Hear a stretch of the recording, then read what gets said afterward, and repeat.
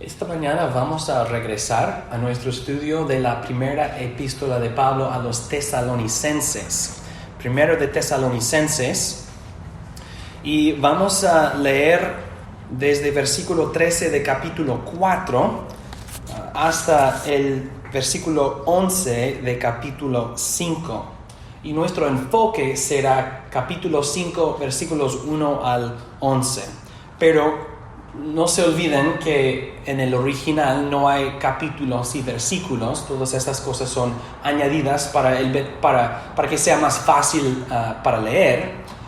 Pero para nosotros este texto que ustedes tienen en el boletín es un argumento.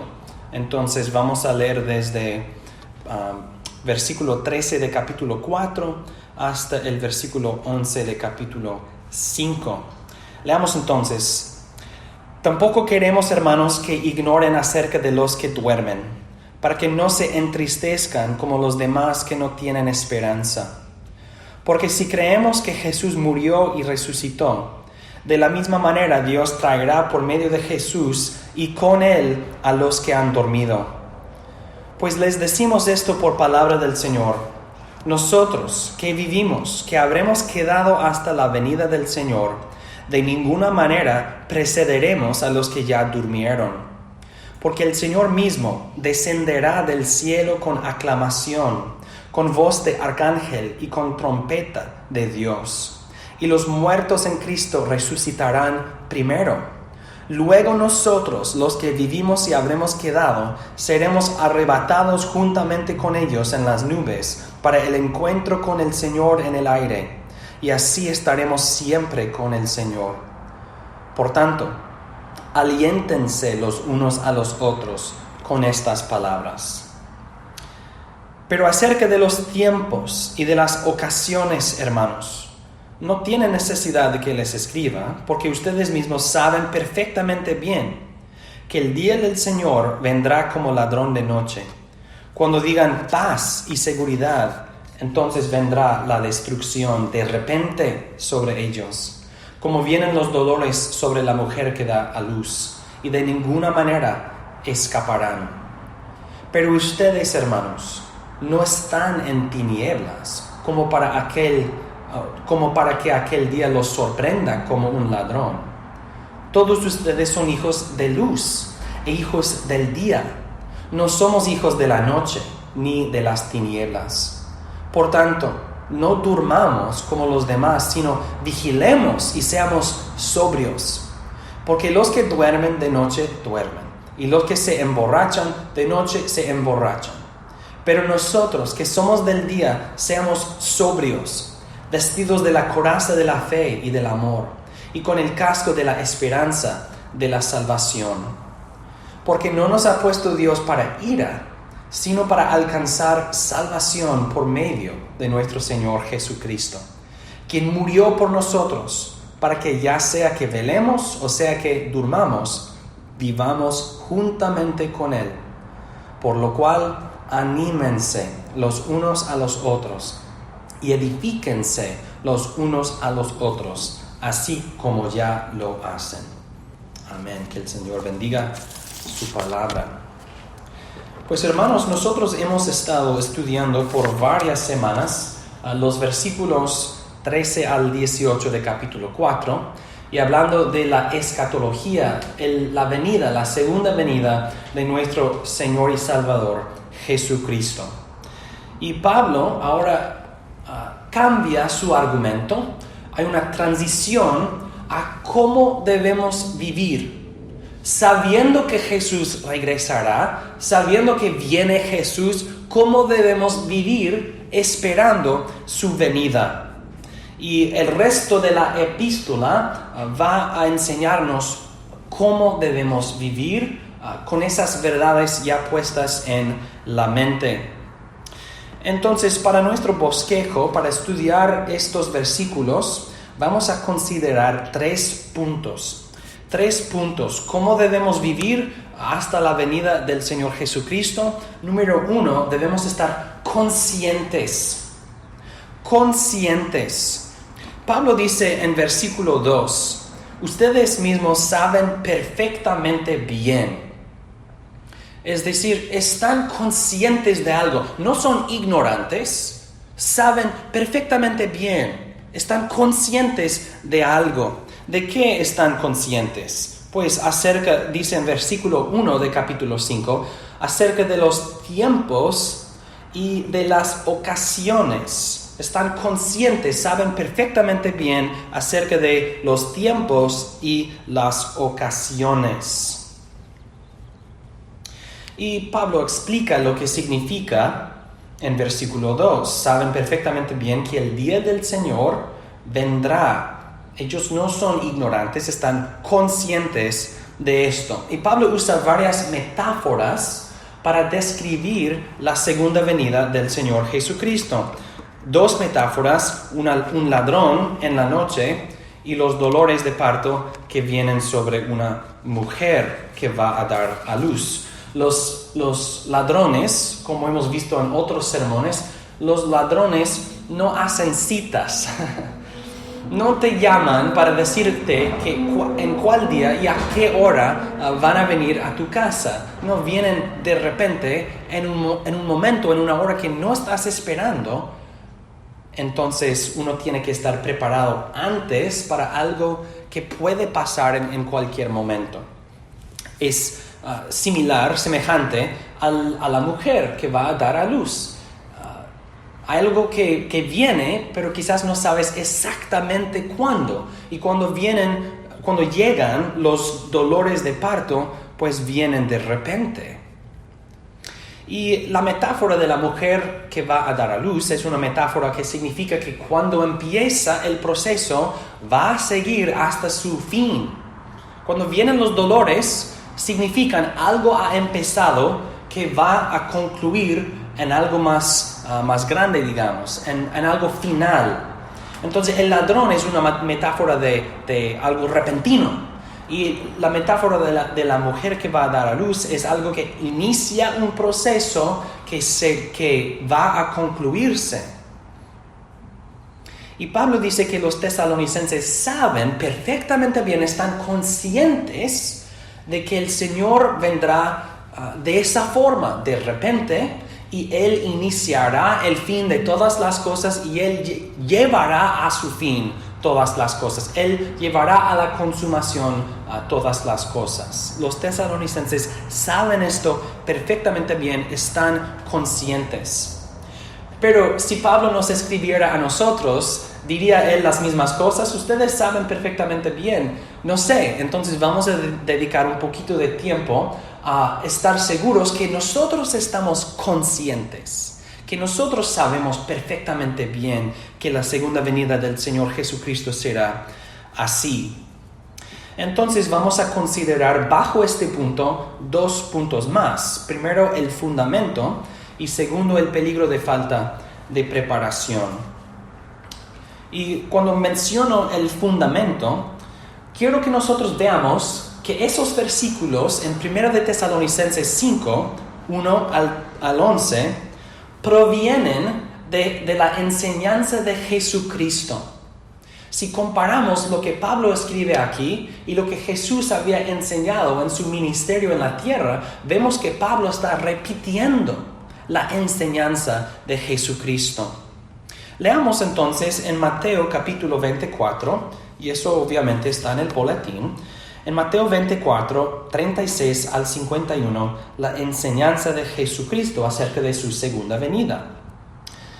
Pero acerca de aquel día y aquella hora, nadie sabe, ni siquiera los ángeles de los cielos, ni aun el Hijo, sino solo el Padre. Porque como en los días de Noé, así será la venida del Hijo del Hombre.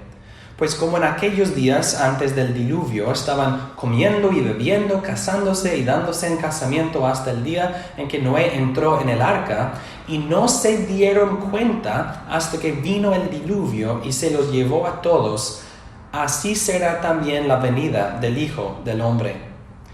En aquel entonces estarán 2 en el campo, el uno será tomado y el otro será dejado. 2 mujeres estarán moliendo en un molino, la una será tomada y la otra dejada. Velen, pues, porque no saben en qué día viene su Señor. Pero sepan esto, si el dueño de casa hubiera sabido a qué hora habría de venir el ladrón, habría velado y no habría permitido que forzaran la entrada a su casa. Por tanto, estén preparados también ustedes, porque a la hora que no piensen, vendrá el Hijo del Hombre. ¿Quién pues es el siervo fiel y prudente, a quien su Señor lo puso sobre los criados de su casa para que les diera alimentos a su debido tiempo? Bienaventurado será aquel siervo a quien cuando su Señor venga, lo encuentre haciéndolo así. De cierto les digo que lo pondrá sobre todos sus bienes. Pero si aquel siervo malvado dice en su corazón, mi Señor tarda, y si comienza a golpear a sus consiervos, y si come y bebe con los borrachos, el Señor de aquel siervo vendrá en el día que no espera y a la hora que no sabe, y lo castigará duramente y le asignará lugar con los hipócritas. Allí habrá llanto y crujir de dientes. Vemos en esos versículos, en esa enseñanza del Señor Jesucristo, la idea de que Él vendrá repentinamente. Nadie sabe el día, nadie sabe la hora, pero saben que vendrá. Es cierto que vendrá, es incierto en cuál día. Y también Jesús habla acerca de la necesidad de preparación. Será como el ladrón que entra en la casa. Y uno tiene que estar preparado para esto. También habla acerca de que debemos velar. Y no debemos emborracharnos. Debemos al contrario ser sobrios y velar. Entonces las metáforas de noche y día, de estar dormidos o despiertos, ladrones, la venida repentina del Señor Jesucristo. ¿De dónde viene esa esperanza en Pablo, en la enseñanza de Pablo? Pues proviene de la enseñanza del Señor Jesucristo.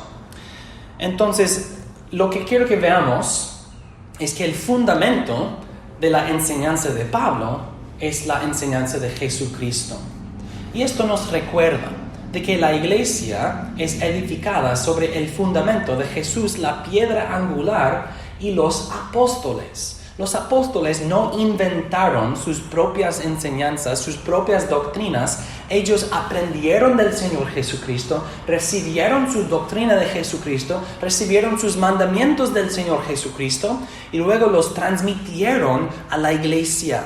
Y Jesucristo, la piedra angular, y los apóstoles establecen el fundamento de la iglesia. Ellos aprendieron de Jesús, nosotros aprendemos de ellos y del Señor Jesucristo, o aprendemos del Señor Jesucristo por medio de ellos.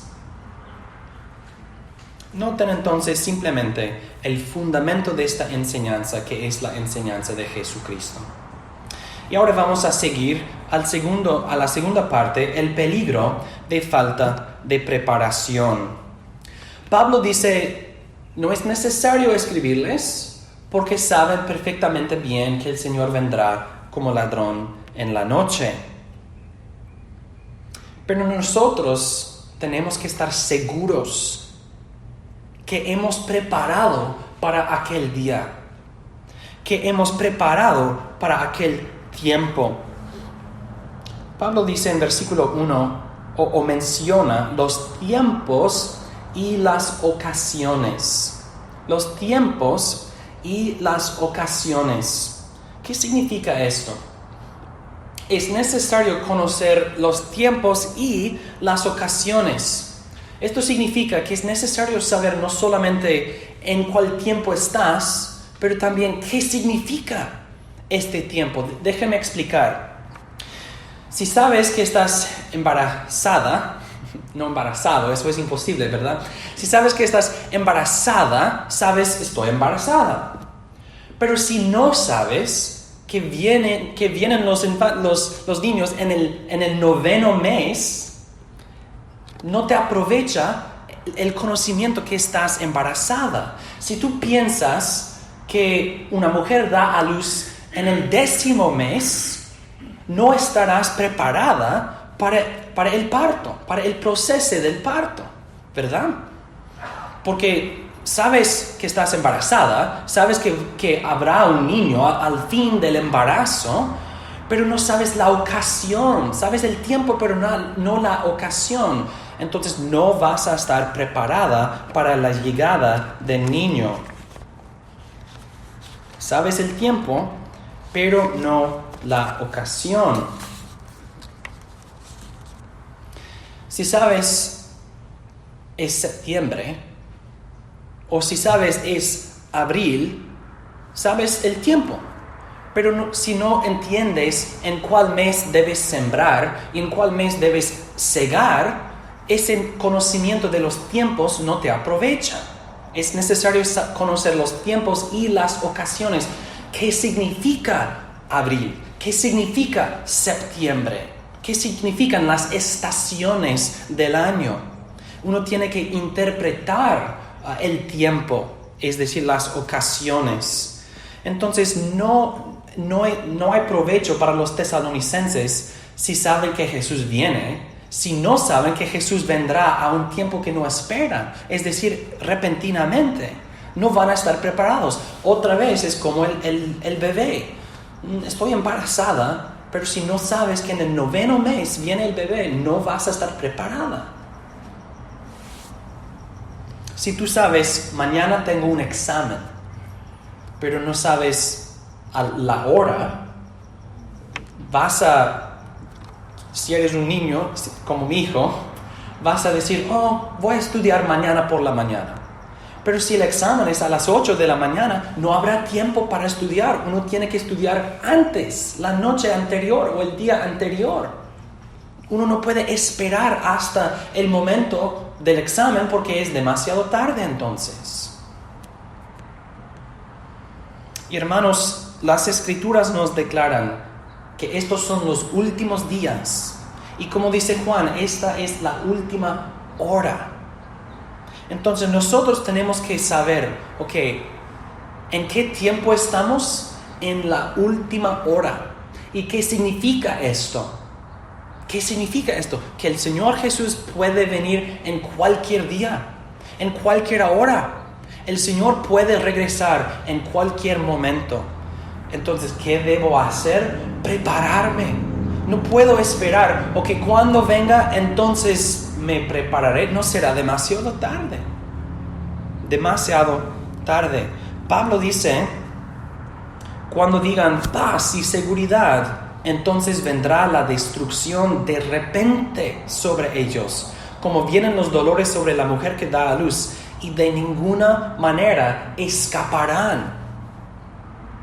Será imposible resolver la situación, será imposible prepararte cuando llegue el evento, cuando venga el Señor Jesucristo.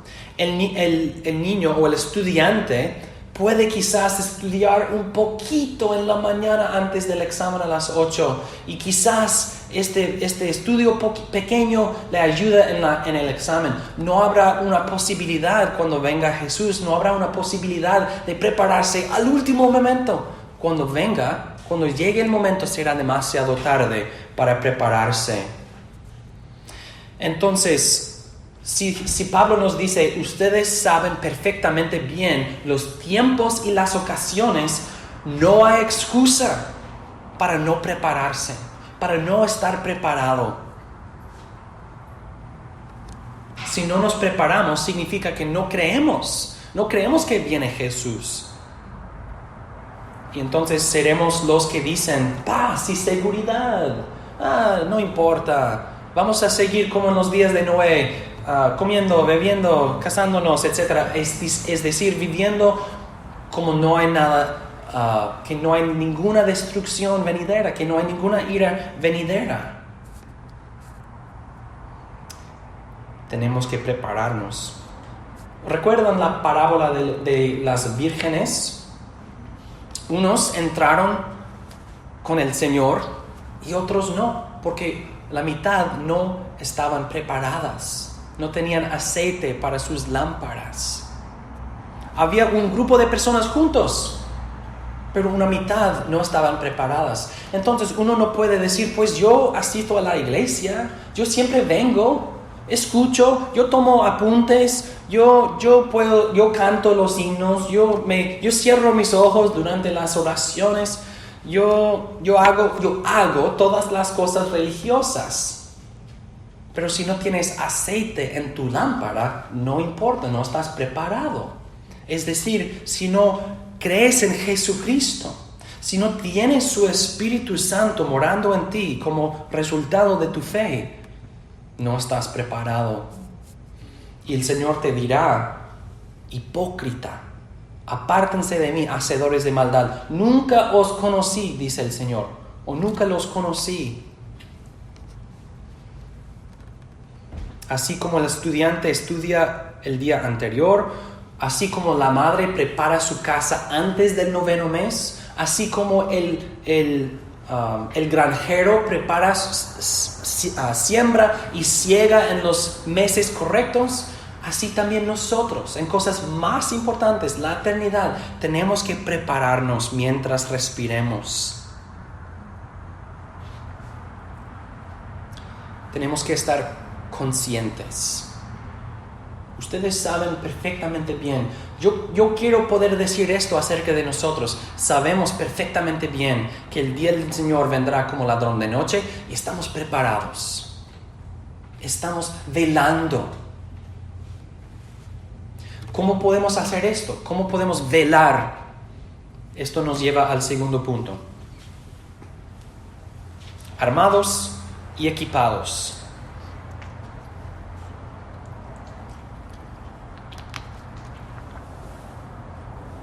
Estar preparado para la venida del Señor no significa solamente que creemos en Jesucristo, sino que estamos viviendo en cierta manera hasta su venida, que estamos preparados para recibir a nuestro Señor. Tenemos que armarnos y equiparnos, prepararnos para su venida. Y en versículo 4, Pablo empieza a mencionar varios mandamientos. Y para introducir esos mandamientos, Pablo usa 4 metáforas: las tinieblas y la luz, la noche y el día, estar dormido y despierto, estar emborrachado o ser sobrio. Esas metáforas de tinieblas y luz, noche y día, dormido y despierto, borracho y sobrio. Leamos otra vez versículos 4 al 7 de capítulo 5. Dice, pero ustedes, hermanos, no están en tinieblas como para que aquel día los sorprenda como un ladrón. Todos ustedes son hijos de luz, tinieblas y luz, hijos del día, noche y día. No somos hijos de la noche ni de las tinieblas. Por tanto, no durmamos como los demás, sino vigilemos y seamos sobrios. Porque los que duermen, de noche duermen, y los que se emborrachan, de noche se emborrachan. Pausamos. ¿Qué significa? ¿Cuál es el significado de esas metáforas? Tinieblas y luz, noche y día, despierto y dormido, borracho y sobrio.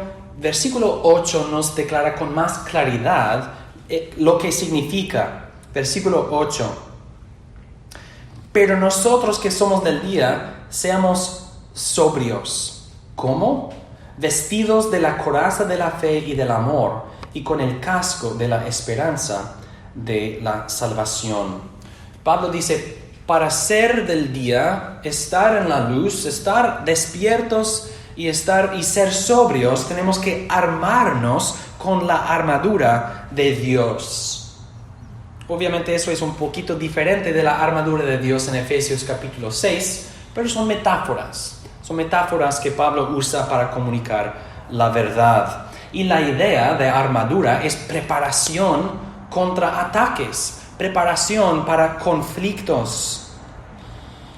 Si queremos ser sobrios, si queremos ser los que son del día, de la luz, despiertos, ¿cómo debemos armarnos? Con la fe, con la esperanza y con el amor. La fe, la esperanza y el amor. Estos tres constituyen nuestra armadura contra las tinieblas, contra el pecado. Y Pablo habla acerca de la luz y la sobriedad como metáforas para santidad y conocimiento claro. Una persona en la luz, una persona sobrio, piensa claramente y ve claramente. La persona en las tinieblas o la persona emborrachada no ve claramente ni piensa claramente. Pablo está diciendo, los tesalonicenses saben perfectamente bien que el Señor viene. Piensen claramente, vean claramente, con el conocimiento que Dios nos da, con la fe, con la esperanza y con el amor. Nosotros sabemos que una persona, un borracho, hace muchas cosas estúpidas, muchas cosas que no tienen sentido. ¿Por qué estás haciendo esto? Pues porque está emborrachado. Y una persona dormida está completamente inconsciente de todas las cosas. No saben lo que está pasando en el mundo alrededor. Y no es pecado obviamente estar dormido, pero es una metáfora. El borracho o el dormido no saben nada. No ven nada, no saben nada, están inconscientes. El cristiano debe estar armado y equipado y consciente. ¿Cómo es que podemos vivir en santidad, en la claridad de la palabra de Dios? Pues dos cosas, hermanos, dos cosas. No confunden el placer con el gozo. No confunden el placer con el gozo. Una manera en que el cristiano se enreda en el pecado es por confundir el placer con el gozo. Dios nos ha dado en esta vida muchas cosas que nos dan placer. Y este placer no es malo, no es pecaminoso. Tenemos amistades y relaciones, y tenemos comida y bebidas, tenemos la intimacia del matrimonio, tenemos posesiones y muchas cosas que nos dan placer. Y eso no es malo ni es pecaminoso. Pero la ley de Dios impone límites en nuestro placer en relación a estas cosas. Hay pecados de comida, pecados de bebida, pecados sexuales. Obviamente, todas esas cosas tienen límites definidos por la ley de Dios. El mundo no ve y no quiere ver claramente esos límites. Quieren comer todo lo que quieran, quieren beber todo lo que quieran, quieren todo el sexo que quieren todos esos placeres sin los límites que Dios ha impuesto sobre ellos. Y si el cristiano empieza a pensar que esas cosas nos van a satisfacer, hay satisfacción en esas cosas. Es decir, si pensamos que el placer significa el gozo, será mucho más fácil tentarnos con estas cosas. Pero en la historia del mundo, ¿hay aún una persona que ha comido hasta el gozo? ¿O que ha bebido hasta el gozo? ¿O que ha tenido sexo hasta el gozo y ha llegado a una satisfacción perfecta y permanente? ¿Hay una persona en la historia del mundo que se ha dedicado a los placeres de la vida y ha llegado a una satisfacción? No, el estómago siempre quiere más. El borracho siempre quiere más. El adicto a cosas sexuales siempre quiere más. Porque está buscando en ellos el gozo. Están buscando en ellos la satisfacción. Y piensan, pues, quizás el siguiente me dará satisfacción. Más comida, más bebida, más sexo, más de todas estas cosas. Pero así estamos satisfaciendo la carne. Y la carne no se satisface. Pablo ya había enseñado en capítulo 4, versículo 4, que la voluntad de Dios para nosotros es nuestra santificación, que cada uno de ustedes sepa controlar su propio cuerpo en santificación y honor. Si nosotros obedecemos la carne y si queremos satisfacer a la carne, no vamos a controlar a la carne va a controlar a nosotros. Entonces, si pensamos, si el cristiano dice, Dios nos ha dado buenas cosas, Dios nos ha dado placeres en la vida, que es verdad. Si traspasa el límite y empieza a pensar, y hay gozo en las cosas mismas, que yo puedo llegar a la satisfacción en las cosas mismas, será más fácil tentarnos y vamos a dejar de pensar y ver claramente. Entonces seremos de la noche, de las tinieblas. No seremos sobrios, velando para la venida del Señor Jesucristo. Y si estamos ocupados, siguiendo a los placeres de la vida, ¿estaremos preparados para la venida del Señor? ¿Listos para recibir a nuestro Señor? Si estamos buscando y siguiendo los placeres de la vida, cuando viene Jesús, ¿estaremos preparados? No, al contrario, seremos avergonzados, seremos enredados en los placeres de la carne. Una vez más, esto no niega que Dios nos ha dado placeres, pero ha impuesto límites sobre ellos y no hay satisfacción en ellos mismos, sino hay satisfacción en el gozar de los placeres de ellos mismos a la gloria de Dios y en la medida que Dios nos los ha dado para gozarnos de ellos, ¿verdad? Podemos comer un beefsteak medium rare a la gloria de Dios, con una copa de vino a la gloria de Dios. Podemos estar con nuestras esposas en toda santidad a la gloria de Dios. Pero si pensamos que podemos encontrar satisfacción en esas cosas, gozo en esas cosas, será fácil tentarnos y desviarnos de la fidelidad al Señor. Segundo, ¿cómo podemos armarnos y equiparnos para prepararnos para la venida del Señor Jesucristo y pensar y ver claramente? Segundo, no sean profanos. No sean profanos. No estoy hablando acerca de las palabras malas de la cultura. Lo que quiero decir es profanar significa tomar algo santo y tratarlo como común. Tomar algo santo y tratarlo como común, es decir, como no santo. Leamos Hebreos 12, 15 y 16. Miren bien que ninguno deje de alcanzar la gracia de Dios, que ninguna raíz de amargura brote y cause estorbo, y que por ella muchos sean contaminados. Ahora, eso es el enfoque, que ninguno sea inmoral ni profano. En versículo 15, ¿cuál es la preocupación del autor? Miren bien que ninguno deje de alcanzar la gracia de Dios. El autor quiere que lleguen al fin, que sean fieles hasta el fin, así como Pablo en 1 de Tesalonicenses 5. Y les dice, miren bien que ninguno sea profano. ¿Qué significa esto? Significa que nosotros participamos en todo lo santo, en todo lo que Dios nos ha dado religiosamente.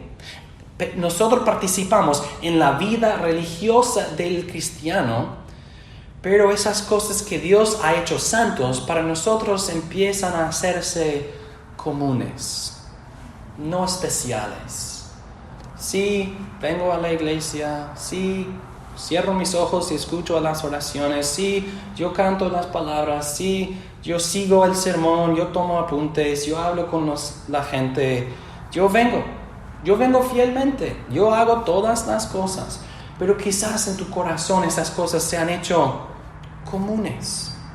Y cuando el día del Señor y la casa del Señor y la adoración del Señor y la palabra del Señor y la comunión de la congregación del Señor y la cena del Señor, cuando todas estas cosas santas empiezan a ser para nosotros comunes, es más fácil tentarnos, porque no estamos viendo claramente, no estamos pensando claramente la diferencia, la distinción entre la iglesia y el mundo.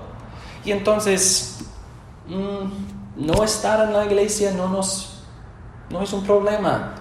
Estar con mis amigos mirando el partido de fútbol y estar en la iglesia, si la iglesia es común, esas cosas son iguales. Es más fácil atraerme a otra cosa profana y desviarme de algo santo si para mí la cosa santa ya es profanada en mi corazón. Y el autor a los Hebreos dice: miren bien que en ninguno de ustedes sea un corazón profano. Y Pablo dice a los tesalonicenses: despiértense, velemos, seamos los del día, de la luz. Son metáforas. Vean claramente, piensen claramente. Viene el Señor, y si para nosotros las cosas del Señor son comunes en lugar de santas, será muy fácil desviarnos del camino del Señor. Entonces, si nosotros solamente nos enfocamos en el primer punto, evitar pecados de inmoralidad, será fácil tentarnos en esta área también, las cosas del Señor.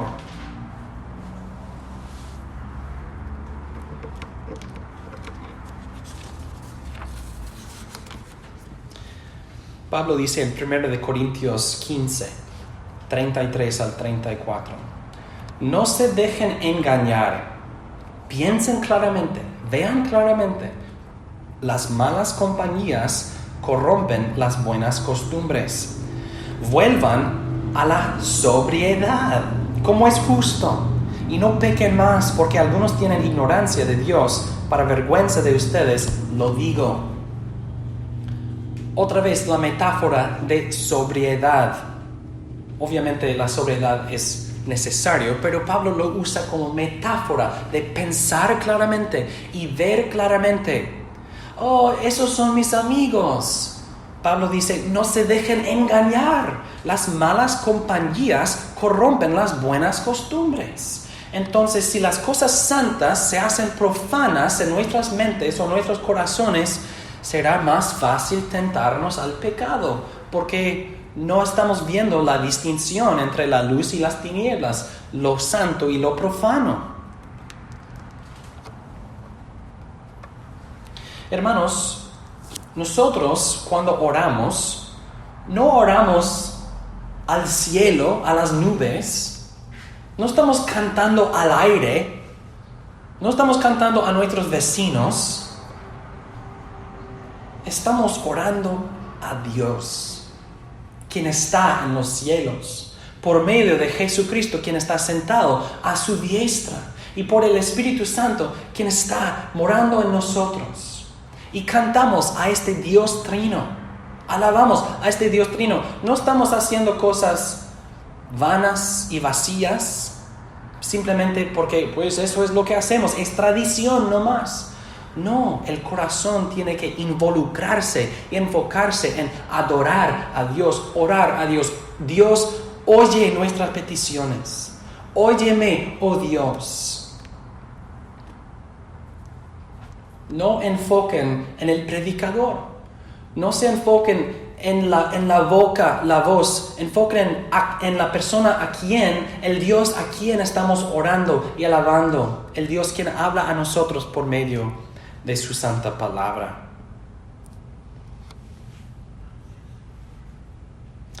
¿Qué nos ayuda a luchar contra esos dos errores, confundir el placer con el gozo y ser profanos?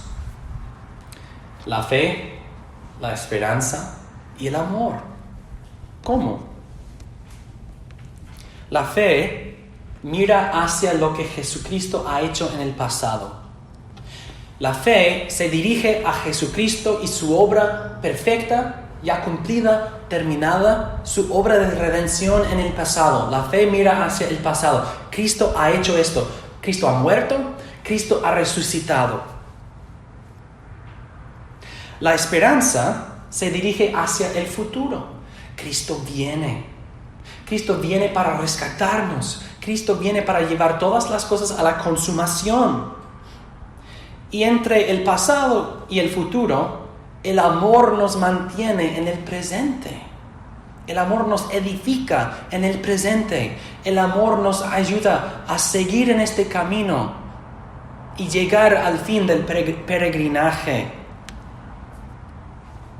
Y si nosotros estamos mirando por la fe a Jesucristo y su obra perfecta, y si nosotros estamos mirando hacia Jesucristo por la esperanza en lo que Él hará en el futuro, y si nosotros estamos ocupados en el amor los unos para con los otros, podemos decir que somos de la luz, que estamos despiertos, que somos del día, que somos sobrios, y será más difícil tentarnos y desviarnos de este camino. Porque si estoy satisfecho en Jesucristo, no voy a buscar el gozo y la satisfacción en los placeres de este mundo. Y si yo amo a la congregación de los santos, yo veré la diferencia entre ellos y el mundo. Cuando la tentación promete gozo y promete satisfacción, vamos a ver más claramente, es una mentira, es engaño, es una trampa, es una artimaña del diablo.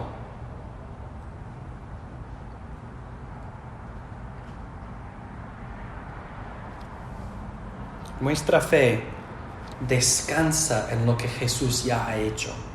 Nuestra esperanza espera para lo que Jesucristo hará en el futuro. Y nuestro amor hacia Dios y hacia los santos, esas cosas son suficientes para ayudarnos a luchar contra Satanás, el mundo y la carne. Pero si nosotros nos dedicamos al placer o a la profanidad, seremos tentados y caeremos en tentación. Finalmente, hermanos, y este punto está en la otra página del boletín, finalmente, estamos esperando. Versículos 9 al 11. Porque no nos ha puesto Dios para ira, sino para alcanzar salvación por medio de nuestro Señor Jesucristo, quien murió por nosotros, para que ya sea que velemos o sea que durmamos, vivamos juntamente con Él. Por lo cual, anímense los unos a los otros y edifíquense los unos a los otros, así como ya lo hacen. Nuestra esperanza en la vida y en la muerte es que Dios no nos ha puesto para ira, sino para alcanzar la salvación. ¿Qué estamos esperando? La venida de Jesucristo. Y luego la ira, no, luego la salvación final. La salvación completa de nosotros mismos. Dios nos ha puesto, Dios nos ha destinado, Dios nos ha puesto en un camino que se dirige a la salvación en Jesucristo. Y si somos sobrios, despiertos, conscientes, enfocados en Él, vamos a mantenernos en este camino en la última hora. Pablo ya les enseñó en capítulo 1, esto está en el boletín. Ustedes se convirtieron de los ídolos a Dios para servir al Dios vivo y verdadero y para esperar de los cielos a su Hijo, a quien resucitó de entre los muertos, a Jesús, quien nos libra de la ira venidera. Jesucristo viene para librarnos de la ira venidera y así estaremos siempre con el Señor. Por lo cual, anímense los unos a los otros y edifíquense los unos a los otros. Entonces, en la locura de este mundo, Y en las tentaciones de este mundo debemos animarlos los unos a los otros. Hermano, viene Jesús. Hermana, viene Jesús. Mantengámonos despiertos y sobrios en la luz, con la fe en Jesucristo, con la esperanza para Jesucristo y con el amor. ¿Por qué Jesucristo? Puesto que Jesucristo nos ha amado y Dios nos ha amado en Él, entonces nos amemos los unos a los otros. Pero tenemos que hacer esta pregunta: ¿cómo será tu encuentro con el Señor Jesucristo cuando venga? Entonces vendrá la destrucción de repente sobre ellos y de ninguna manera escaparán. Dios no nos ha puesto para ira, pero los que no confían en Jesucristo, Dios sí los ha puesto para ira. Si no se apartan de sus pecados, si no huyen a Jesucristo, son puestos para ira. Todos estamos esperando la venida de Jesucristo, pero unos para ira y otros para salvación. Y ahora ustedes saben perfectamente bien. No son ignorantes, están conscientes, pero no hay ningún provecho. Si sabes que estás embarazada, pero no sabes que viene el bebé en el 9º mes.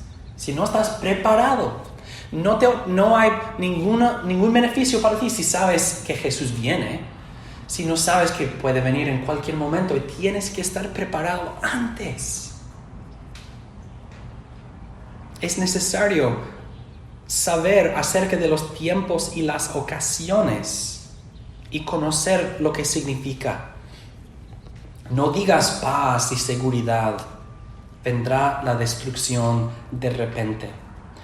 Pero tenemos las promesas de Dios, que los que confían en Jesús, Él los salvará, los librará de la ira venidera, porque Dios no nos ha puesto para ira, sino para alcanzar salvación por medio de nuestro Señor Jesucristo. Por la fe decimos, Él es quien murió por nosotros, Él que fue resucitado por nosotros. Por la esperanza decimos, es Él quien vendrá para nosotros. Y nosotros nos animamos y nos amamos hasta entonces los unos a los otros. Entonces, hermanos, haz esto, obedezcan el mandamiento, por lo cual anímense los unos a los otros y edifíquense los unos a los otros, así como ya lo hacen. Amén. Oremos.